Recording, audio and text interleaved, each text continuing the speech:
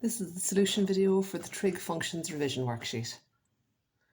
Remember that each trig function is generally written in the form y equals a sine bx plus c or y equals a cos bx plus c. And we can use those a, b and c values to figure out whatever it is that we need to know about the function.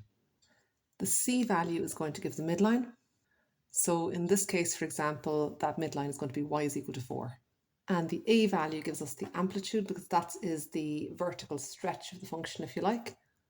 So in this case, amplitude is 3. It's really easy to pick those out for the remaining questions in this section. For question 2, y equals 2, a equals minus 5. In question 3, we can think of a plus 0 at the end. And if we don't have anything getting added on, the default midway line is always going to be y equals to 0 and a equals to 2. Actually, just to go back to my previous question for a second, amplitude is positive. So you can say a is plus 5. So the positive version of the a. Looking up to question 4, we can see that the order has been reversed. So the midline value is this value here, the constant by itself. And since there's no coefficient on the sign, or a coefficient of 1 if you like, then the amplitude is going to be 1. Question 5, y is minus a half and a is 3 over 2. And in question 6, the midline is y equals 4 over 3 and a equals 5 over 6. The midway line is always written as y is equal to because it's a horizontal line, and the equation of any horizontal line is y is equal to the value. In question 7 to question 12, we're being asked for the minimum y and maximum y and range of the function. For the minimum y value, I'm first of all again going to have a look at my values in my function. And I want to think about this through the prism of related functions to a certain extent. So, for example, for the minimum y value, I think about the standard sine function first. It would have a midway line at 0, okay? But then because I am doubling the value of the sine, I'm stretching by 2, I'm going to add 2 on. And then I am, apologies, going to go back now, subtract, because I've got min first, don't I? So I'm going down from the 0. Subtract 2 first, and then I'm going to add the 1. So my solution there is going to be minus 1. And the maximum y value is going to be starting at the standard midline for a sine function. And then I'm going to add on 2. So I'm adding on the a, and I'm also adding on the 1. So I'm getting 3. So my range then is just the lowest value to the highest value. So that is minus 1, 3. You can dispense with the 0 at the start if you like, and that's what I'm going to do for the rest of my calculations. So in question 8, I'm going to say minus 3 plus the 7 is going to give me 4. And then I'm going to say the other value of that, I'm going to go up by 3, add the 7, and I'm going to get 10. In this case, my range is 4, 10. So again, range is just simply the lowest y value to the highest y value. In question 9, I start off by going down 3 and then taking the 4, that's minus 7. And then I'm going to go up 3 and take away the 4, and I'm going to get minus 1. So notice what I'm doing is I'm taking alternate signs of this coefficient. If I want the min, I'm taking it away first, and then I'm not changing the sign of the constant. That's always going to stay as minus 4. And then to go up, positive version of that coefficient, and the minus 4 stays as is, minus 1. In this case, my range is minus 7, minus 1. Just watch out again in question 10, 11, 12 because the order has been reversed. For the min value, take 8 plus 2 is minus 6. For the max value, plus 8 plus 2 is 10. Range is minus 6, 10. For question 11, I'm saying the negative version of that coefficient first, just to get the min, so I'm moving down if you like, is going to give me minus 3 as my min y value. And then the positive version, because I'm moving up, and I'm going to end up with the max being 4. In this case, the range is minus 3, 4.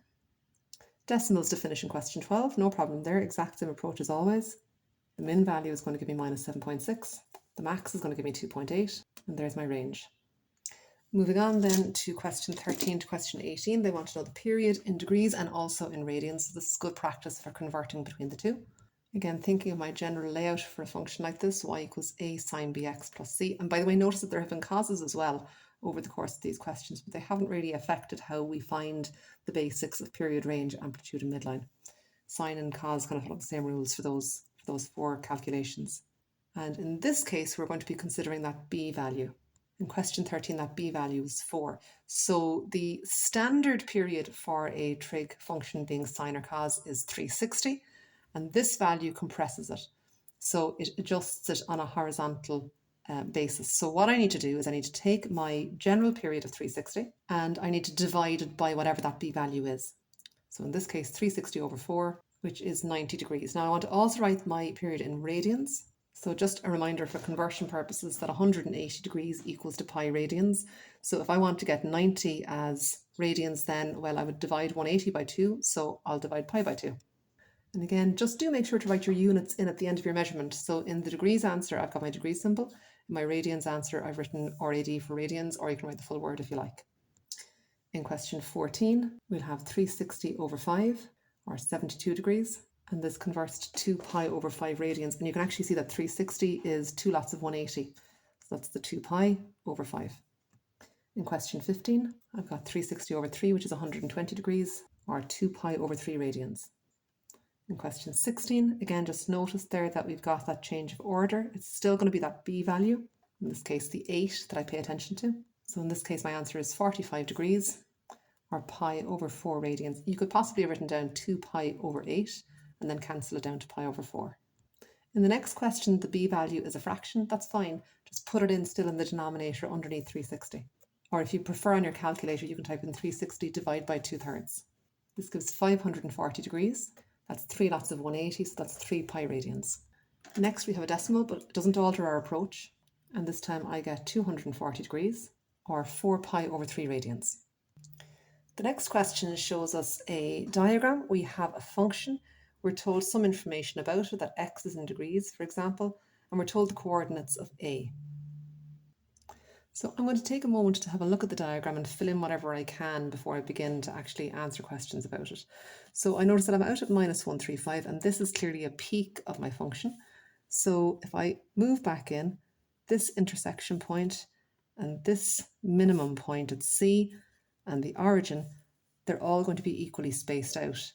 So I've got 1, 2, 3 to get out to -135. I can divide by 3 there to figure out that this is -45 and that this is -90. And so I can go in 45s again on the far side. So the max is at 45. I'm cutting the x-axis at 90. I'm at 135 here, and I'm at 180 when I get as far as this point out here.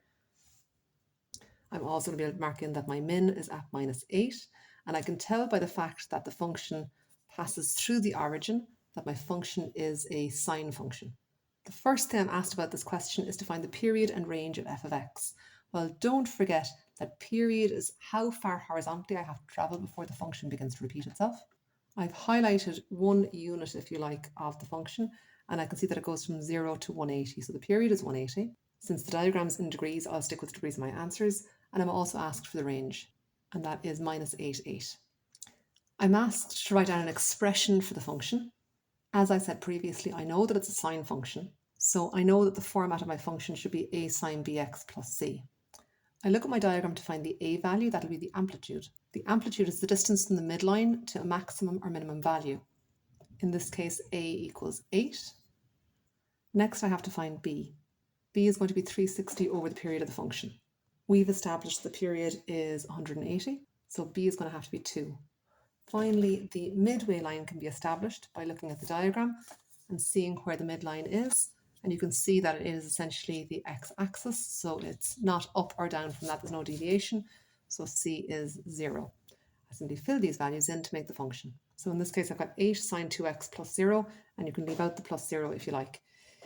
Just notice that the a value in this case is a positive. You'll have noticed in some of the previous questions we had negative a values.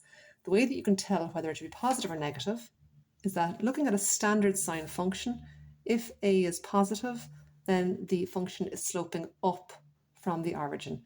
And if it's inverted and sloping down instead, like an upside down sine function if you like, then you're going to have a negative a value. Finally, we want to have the values of, or the coordinates of b and c. So you can see that actually by looking at my diagram initially, I'm actually after already establishing those. So b is going to be the point 90, 0, and c, that lowest point there, is going to be -45, -8. The solution for question 20 for this worksheet is going to be done in a separate video.